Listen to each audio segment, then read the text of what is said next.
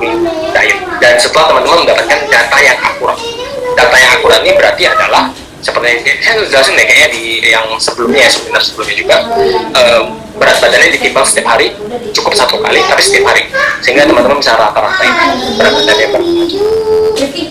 Dan ingat bahwa defisit kalori tidak dilakukan untuk selamanya. Ada saatnya nanti teman-teman setelah mencapai berat badan yang lebih ideal, teman-teman sudah saatnya untuk meningkatkan massa otot. Meningkatkan massa otot memang bisa buat teman-teman yang saya mau defisit kalori sambil meningkatkan massa otot, bisa aja. Terutama buat teman-teman yang belum pernah melakukan latihan beban sama sekali, atau latihan bebannya masih abal-abal istilahnya, masih belum begitu bagus gitu. Dan teman-teman mau melakukan latihan beban yang baru melakukan banget nih, ada kemungkinan teman-teman bisa defisit kalori sambil meningkatkan massa otot. Tapi kalau misalnya teman-teman sudah melakukan latihan beban dengan cukup rutin gitu ya, nutrisi teman-teman juga sudah tercapai dengan baik, massa lemak teman-teman juga sudah sedikit lebih rendah, akan sangat sulit untuk meningkatkan massa otot dalam defisit kalori. Jadi kalau mau naikin massa otot ya teman-teman harus mau nggak mau surplus kalori. Jadi defisit kalori tidak dilakukan untuk selamanya. Kalau misalnya teman-teman saya nggak peduli deh mau naikin massa otot atau enggak gitu ya, kita ada juga teman-teman seperti itu, yang penting saya sampai berat badan ideal saya, yang penting saya sampai ya udah saya udah cukup senang lah gitu, walaupun nanti gelambir dikit nggak apa-apa lah buat saya gitu, yang penting saya udah senang gitu ya. Teman-teman setelah defisit kalori udah sampai di titik itu, silahkan makan di kalori maintenance, makan aja di kebutuhan kalori teman-teman, nggak usah defisit terus juga gitu.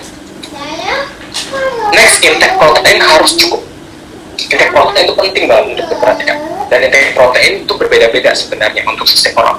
Untuk teman-teman yang berat badannya sudah mendekati ideal ya, sudah lebih ideal gitu ya, teman-teman memerlukan kurang lebih 1,6 sampai 2,2 gram per kilogram berat badan. Ini untuk meningkatkan massa otot ya, karena kalau kita mau fat loss kan kita mau menjaga atau meningkatkan massa otot kan sebenarnya.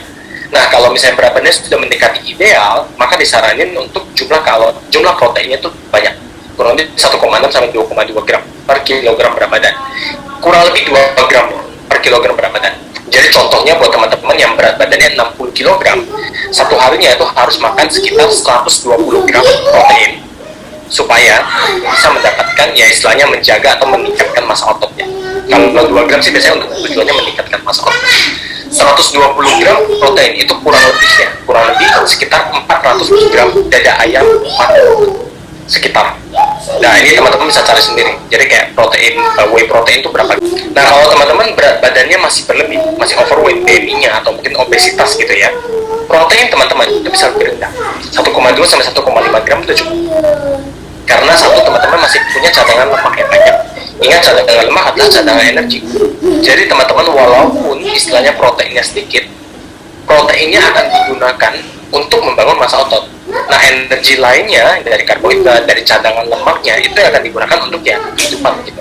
Jadi proteinnya istilahnya disimpan banget gitu, karena cadangan lemak teman-teman masih banyak. Beda dengan teman-teman yang berat badan sudah mendekati ideal, cadangan lemaknya udah hampir nggak ada nih. Jadi proteinnya harus banyak. Siapa tahu protein ini sebagian nanti akan digunakan sebagai energi dan lain sebagainya. Jadi nggak semuanya itu dipakai untuk membangun massa otot gitu. Jadi intinya kalau misalnya teman-teman overweight atau obesitas, bisa makan dari 1,2 sampai 1,5 gram per kilogram berat badan. Sedangkan yang berat badan mendekati ideal, itu cukup makan di 2 gram per kilogram berat badan. Kayak saya sekarang berat badan sekitar 76 kilogram. Saya makan ya sekitar 150-an gram protein setiap harinya, kira-kira. Oke. Yang ketiga adalah harus melakukan latihan beban. Ini wajib.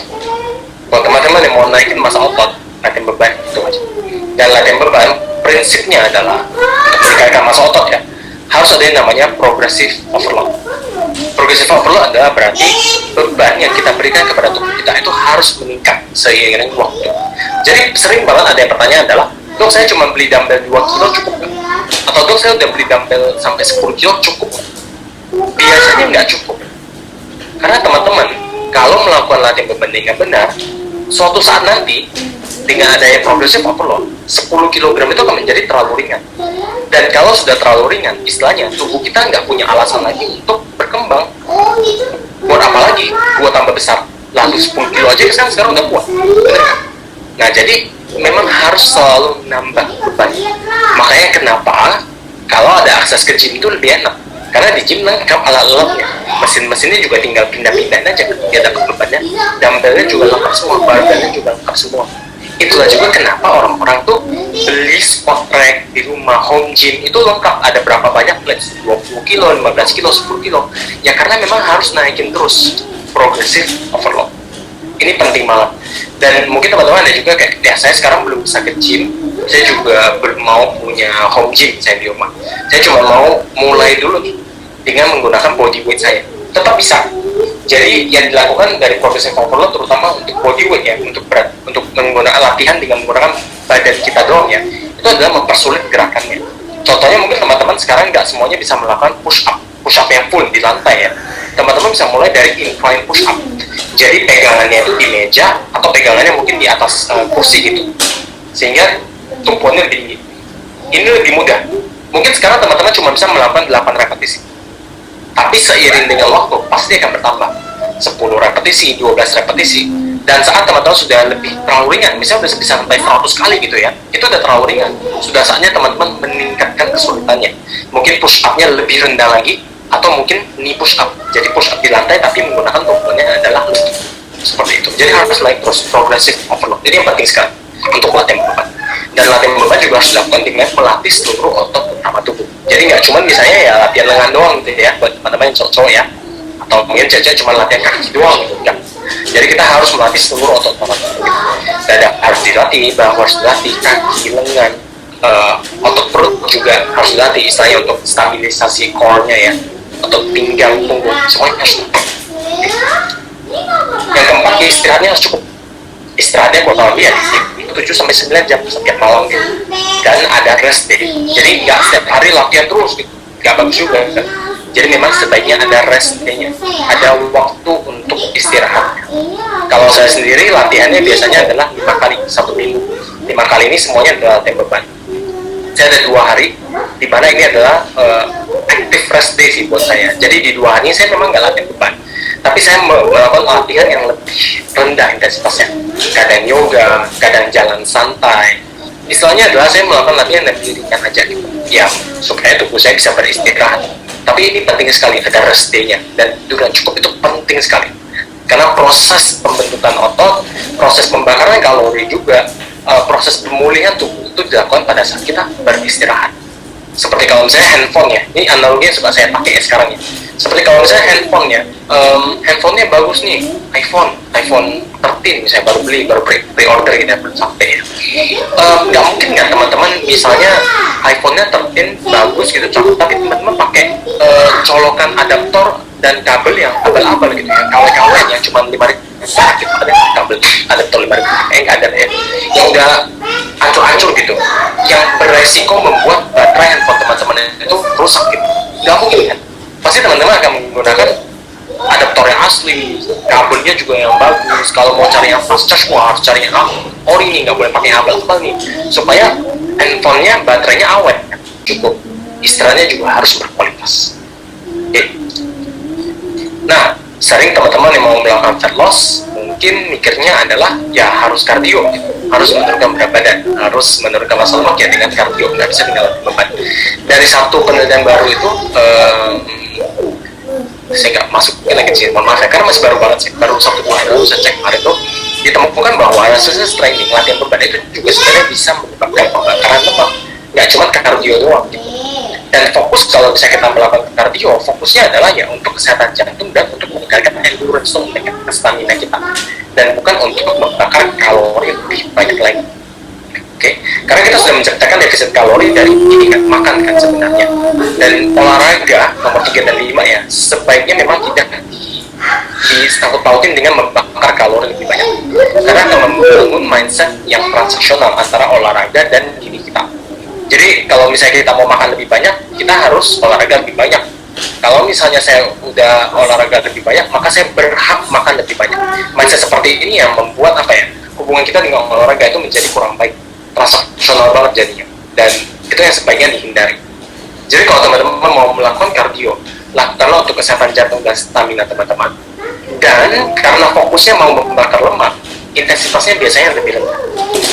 Intensitas rendah dan intensitas tinggi itu berbeda. Jadi kalau misalnya intensitasnya rendah, sumber energi yang akan kita gunakan kebanyakan itu adalah massa lemak. Kalau intensitasnya tinggi, biasanya yang akan kita gunakan itu adalah glukosa, gula darah. Beda. Tapi walaupun begitu, sebenarnya netnya ujung-ujungnya nanti ya sebenarnya hampir sama sih. Jadi ini adalah extra edge, extra feature lah, tambahan sedikit. Kalau misalnya teman-teman melakukan olahraga dengan intensitas rendah, teman-teman bisa membakar lemak lebih banyak sedikit. Tapi ingat, membakar lemak itu berbeda dengan hilangnya lemak. Ayo, ada yang tahu nggak bedanya apa? Membakar lemak dengan hilangnya lemak. Fat burn sama fat loss itu berbeda. Beda banget. Ada yang mungkin bisa menjelaskan? Silakan ya kalau misalnya ada yang bisa jawab. Kalau nanti kita akan bahas di akhir. Fat burn dan fat loss bedanya apa? Fat burn dan fat loss.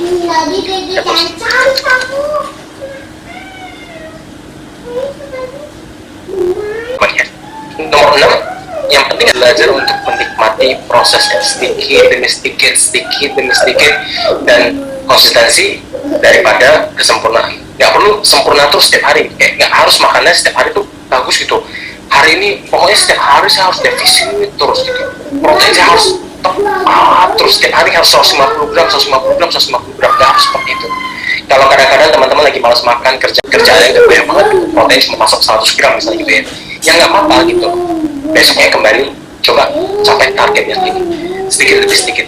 Dengan konsisten tuh lebih baik, jauh lebih baik daripada atau misalnya burn out, atau misalnya udah nggak kuat gitu ya lanjut. Nggak ada patokan pasti sih berapa lama, nggak ada patokan pasti kayak setelah teman-teman melakukannya 2 bulan atau setelah teman-teman melakukan 1 tahun maka pasti teman-teman akan loss. Nggak ada patokan, setiap orang berbeda-beda. Jadi yang pasti teman-temannya harus banyak-banyak sabar, akan ada banyak sekali berat badan yang stuck nantinya, tapi ya ada cara-caranya juga sih untuk melawannya. Oke, sekian sih dari hari saya hari ini, dan ini sedikit aja ilustrasi kenapa sih juga lebih penting ke arah bentuk badan daripada berat badan. Ini adalah ilustrasi, ini adalah massa lemak, ini adalah massa otot. Beratnya sama, 5 pounds, jadi 2,2 kilo kira-kira, 2,5, 2,2 kilo, 2 kiloan kira-kira. Tapi massa otot itu memakan ruang yang lebih sedikit daripada massa lemak, sehingga sering banget teman-teman mungkin coba lihat juga orang-orang yang teman-teman tanya, wah berat badan lu berapa nih sekarang? Berat badan saya 90 kilo misalnya. Nggak mungkin 90 kilo, masa gue yang gini aja gue lebih besar dari lu loh beratnya, gue lebih besar dari lu loh bentuknya, tapi gue 70 kilo, masa lu lebih kecil dari gue 90 kilo misalnya, seperti itu. Bisa aja karena mereka memang berat ya, tapi bentuk badannya lebih kecil karena mereka mementingkan fat loss, mementingkan peningkatan dari massa otot. Makanya saya tanya di awal tadi, lebih penting mana, berat badan atau bentuk badan? Kalau buat saya sih bentuk badan. Dan semoga setelah selesai dari ini teman-teman juga ya sedikit keracuni lah ya sama apa yang saya percaya ini, ya mengejar ke arah bentuk badan dan bukan sekedar berat badan. Terima kasih.